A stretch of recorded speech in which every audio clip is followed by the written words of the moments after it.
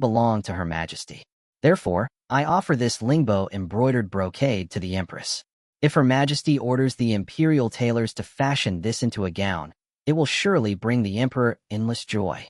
I nodded at Qingzhu, and she unfolded the silk brocade. Everyone in the hall gasped in shock, clicking their tongues in amazement. The fabric shimmered like water. As the light shifted, the colorful phoenix embroidered on it seemed to change colors.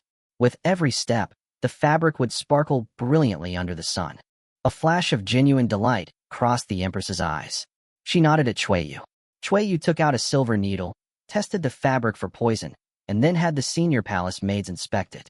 After confirming it was safe, the Empress smiled brightly. "You are very thoughtful." She then dismissed us. As soon as I returned to my courtyard, I received a secret letter from the sixth prince. After reading it, the corners of my mouth curled up slightly.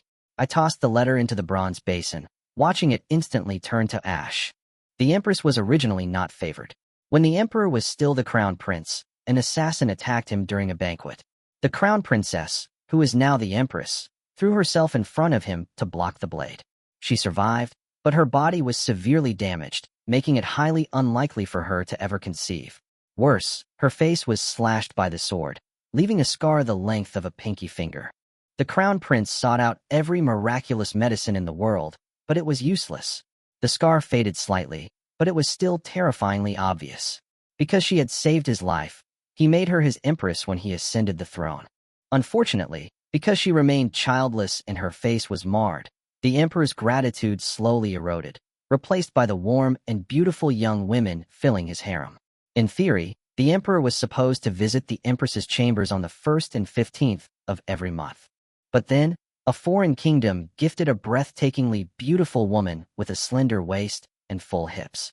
The emperor was instantly bewitched by her. He gave her the title Noble Lady Lu and spent every night at her palace. On the 15th of last month, the emperor got blackout drunk while drinking with Noble Lady Lu and spent the night at her palace instead. The empress, who had prepared a grand banquet weeks in advance, was left waiting in the cold all night. The next day, the emperor felt guilty and rushed to the empress's palace to apologize. The empress remained gentle and smiling, telling him that as the mother of the nation, she understood his hard work and that having other concubines make him happy was a blessing for the country.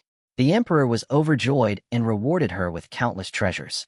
Not long after, Noble Lady Lu drowned in the lotus pond. By the time her body was found, it was so bloated it barely looked human. The emperor was furious, and the empress pretended to be equally enraged. "Which concubine has a heart as venomous as a snake?"